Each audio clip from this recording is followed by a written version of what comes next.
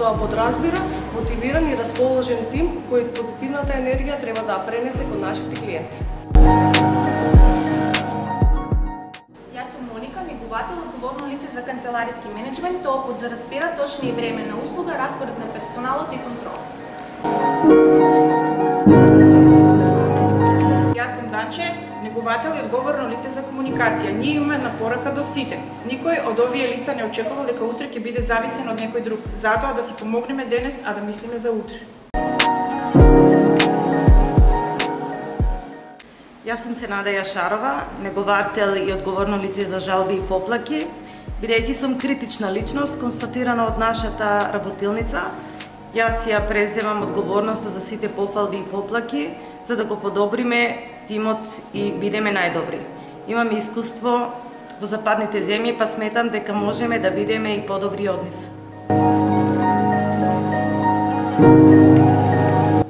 Јас сум Адријана, неговател, дипломирана медицинска сестра, одговорна за секторот здравје во организацијата. Покрај мојата задача неговател, исто така сум одговорна за комуникација со матичните лекари, за следење на здравствената состојба на клиентите и се она што е поврзано со здравјето на корисникот. Исто така сум одговорна и за плавиот ранец. А зошто за плавиот ранец? Плавиот ранец, во него имаме опрема како апарат за мерење на крвен притисок, апарат за мерење на шекер и топломер, а исто така имаме и опрема за прва помош.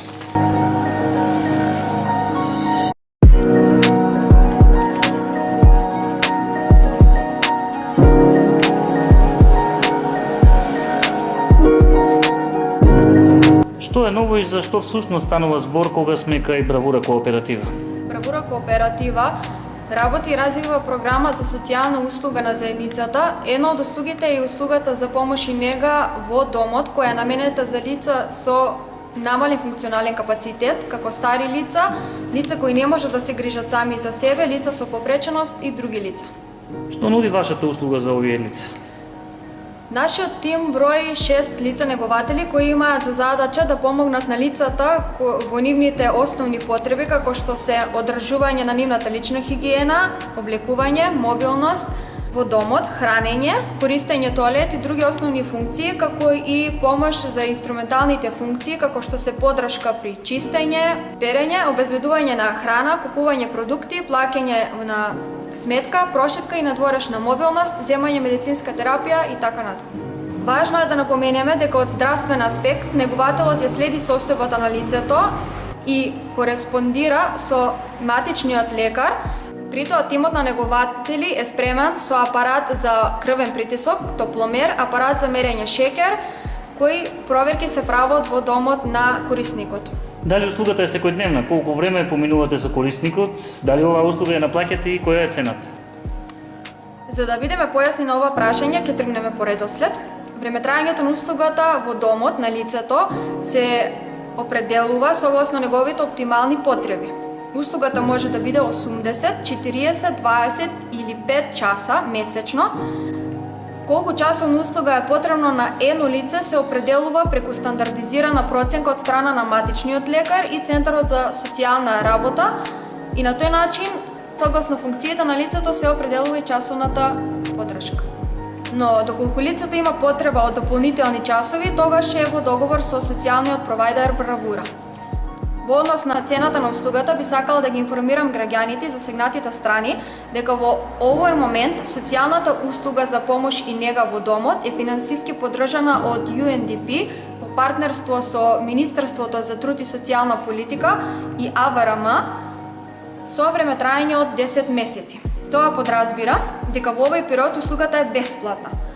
А исто така, доколку лицето ги исполнува критериумите на Центарот за социјална работа, услугата и воеднено станува бесплатна.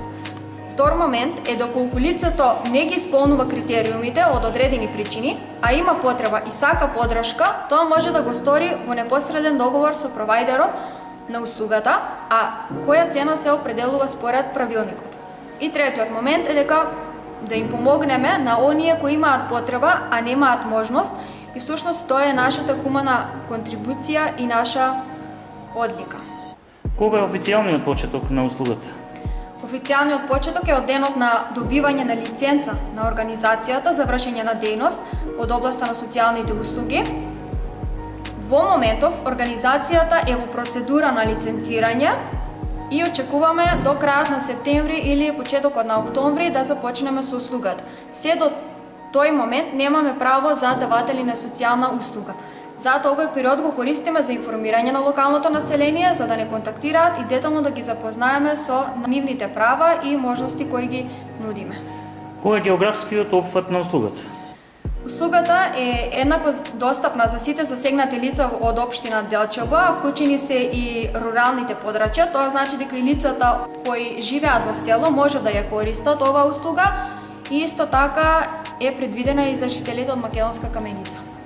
Кои се вашите очекувања? Искрено, во еден краток период имаме доста заинтересирани лица кои не контактираат непосредно, но затоа решивме да бидеме потранспарентни и да ја искористиме оваа прилика со цел да ги информираме локалното население за да креираме приоритетни листи, бидејќи на некој оваа помош му е итна и неопходна во дадениот момент. И верувам дека во успехот на оваа услуга, бидејќи е реална стварност на нашата општина, каде младите мигрираат, а грижата за возрастните останува неопходна. Исто така не охрабрува разбирањето и поддршката на градоначалникот на општина Делчево, господин Горан Трајковски, за оваа реална потреба на заедницата и неговиот позитивен однос и придонес во развојот на овој проект и оваа услуга. Ако досега ги акумулираме потребите на граѓаните, од сега практично ќе ги процесираме и директно ќе помогнеме на оние за кои оваа услуга е наменета. Еве тоа е и разликата и придонесот од добра соработка и партнерство на нашата организација и општина Делчево, која води во одражен развој на социјалниот провајдер. Очекуваме поддршка и од граѓаните на општина Делчево, кои можат да ни информираат, да не коригираат, да соработуваат во одредени случаеви од руралните подрачја, да се приклучат во волонтерските акции и се разбира да бидат критички.